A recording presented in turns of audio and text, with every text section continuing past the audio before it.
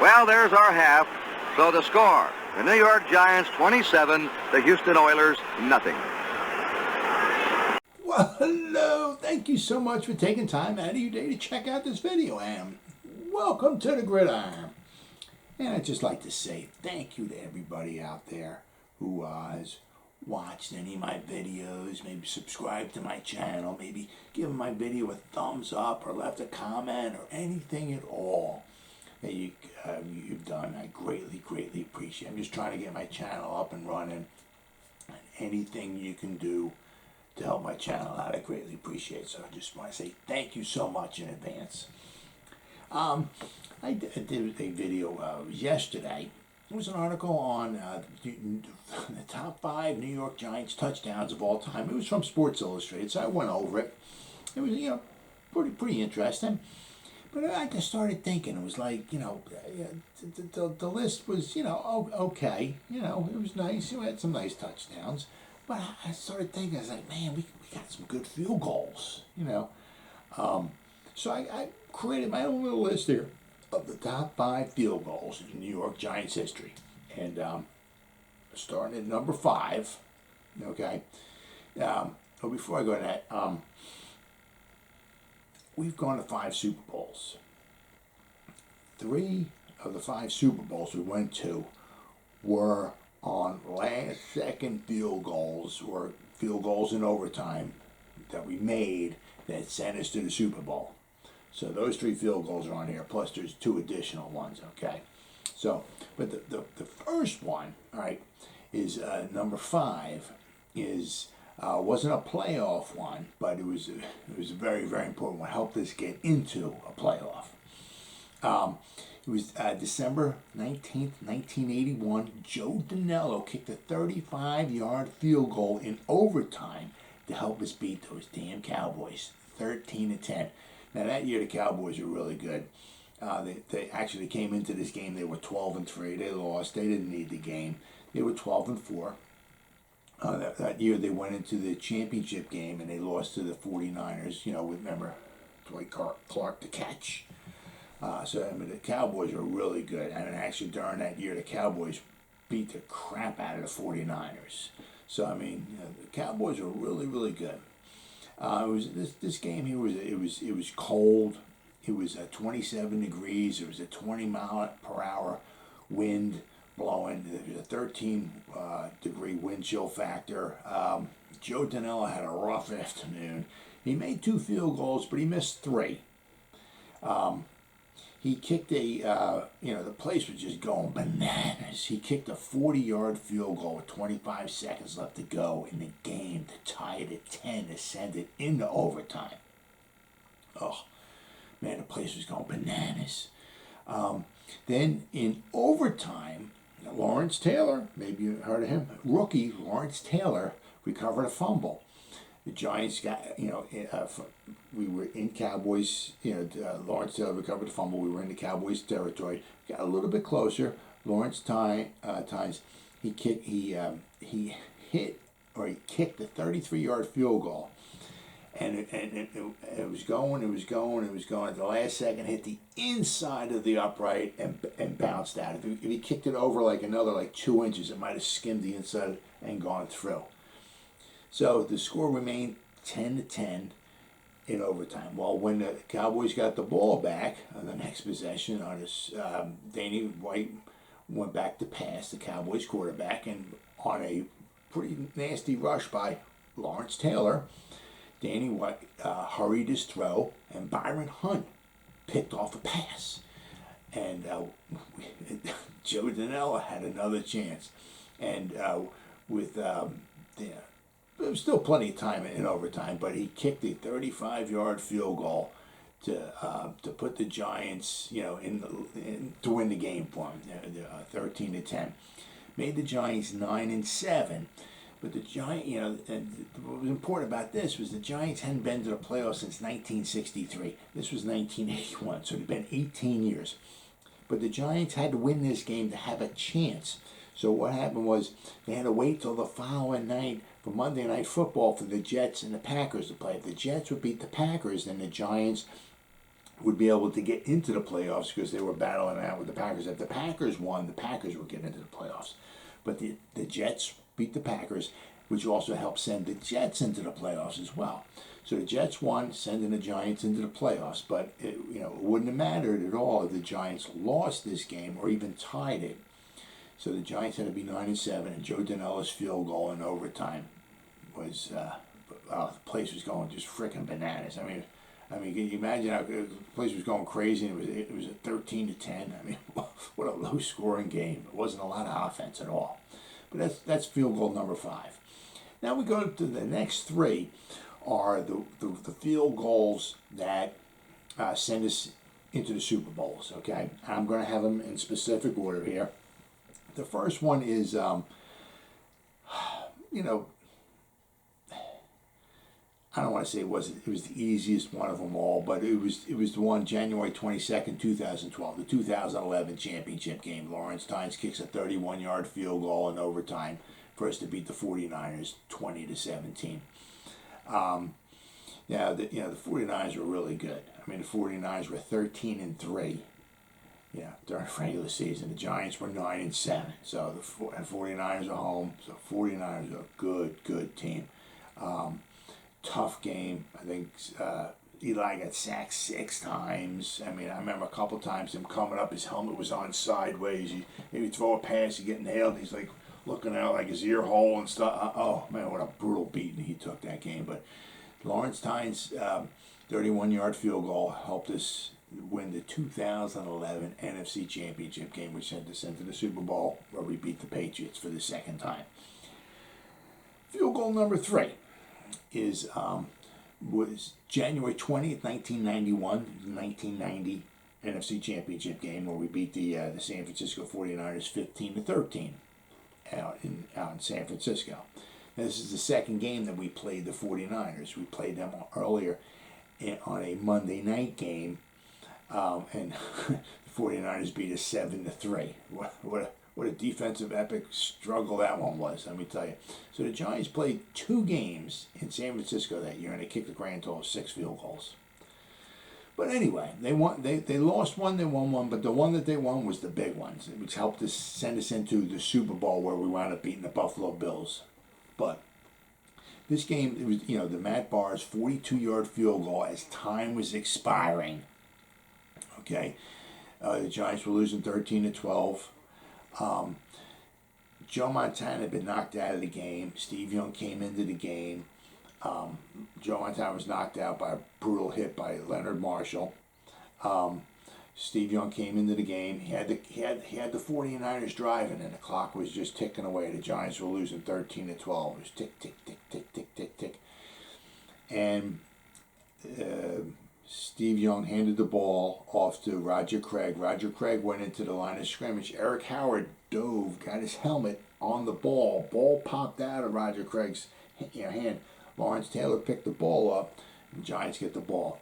Jeff Hostetler got a drive going, got us down the field, and as time was running out, Matt Barr kicked a 42-yard field goal and sent us into the Super Bowl.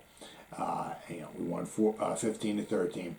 And if you, I don't know if you've ever heard the call from Pat Summerall on TV after the field, he said, "It's good." And there was a few second pause, and he said, "There will be no three-peat," because the 49ers had won the last 2 Super Bowls. They were trying to do back-to-back Super Bowls. Had never been done before. And the Giants took care of that.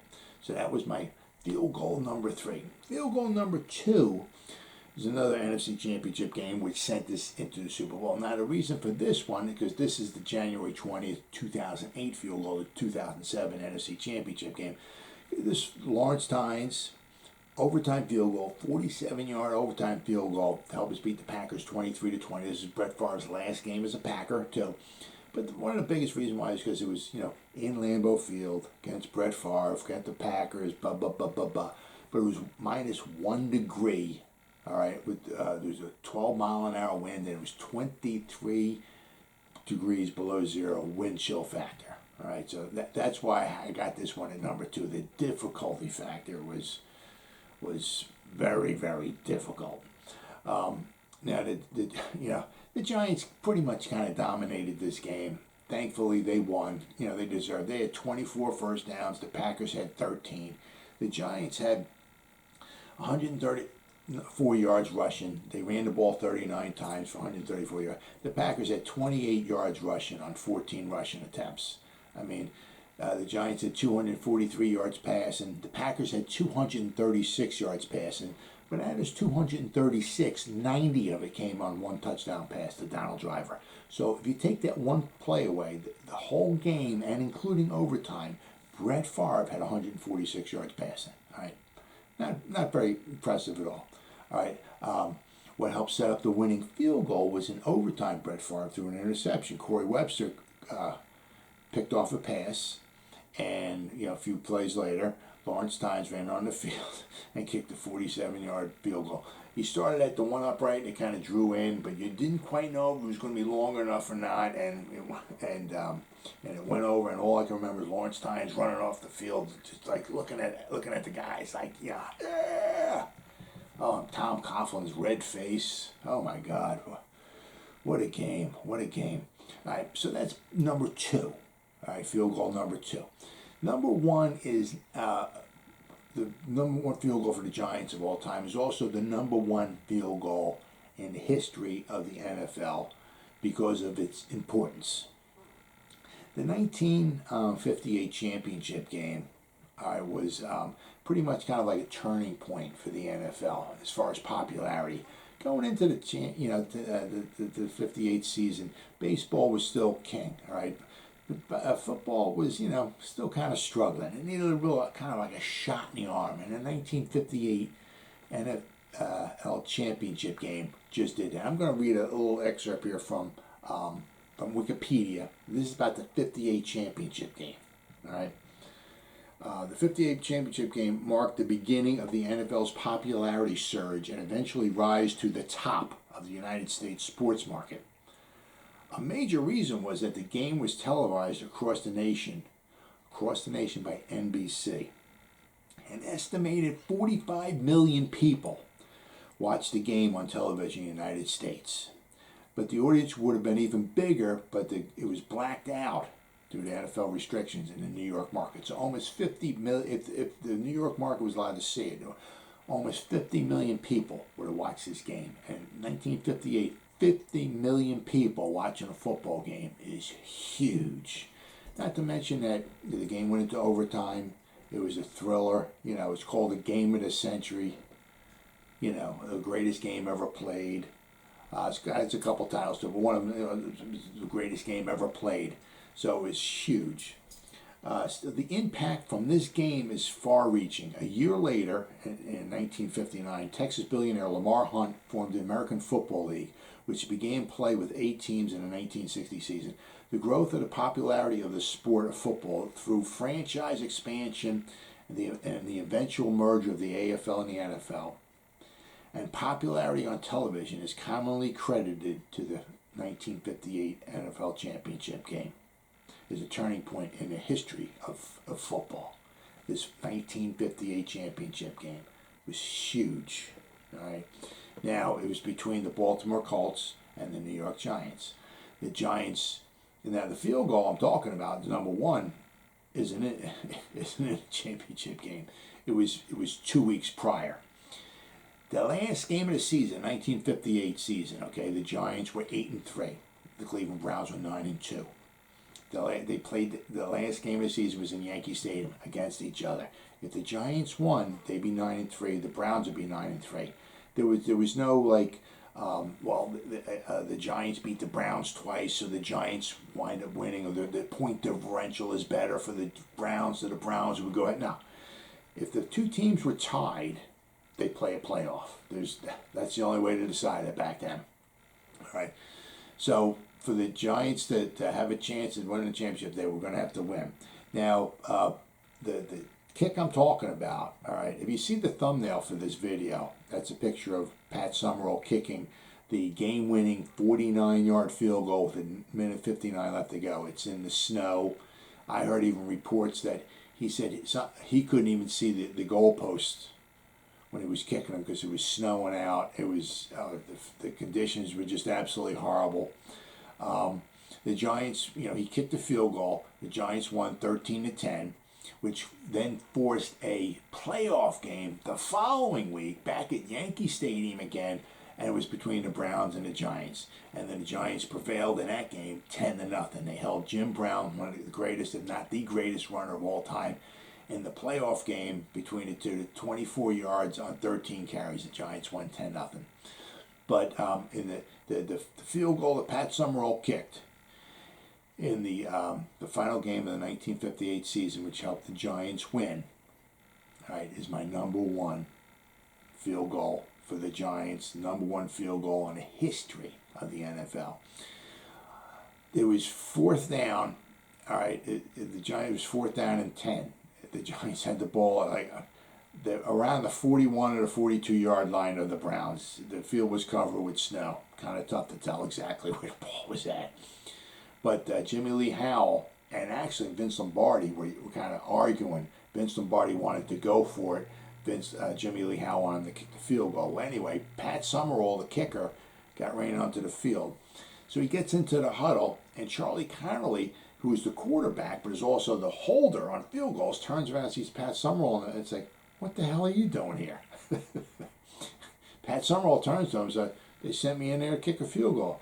And Charlie Connolly's like, are you kidding me? Pat Summerall's like, hey, well, that's a good way to get me, boost my confidence. Well, anyway, if he kicks the field goal, he runs off the field, and he gets hugged by Vince Lombardi, who was arguing with Jimmy Lee Howell.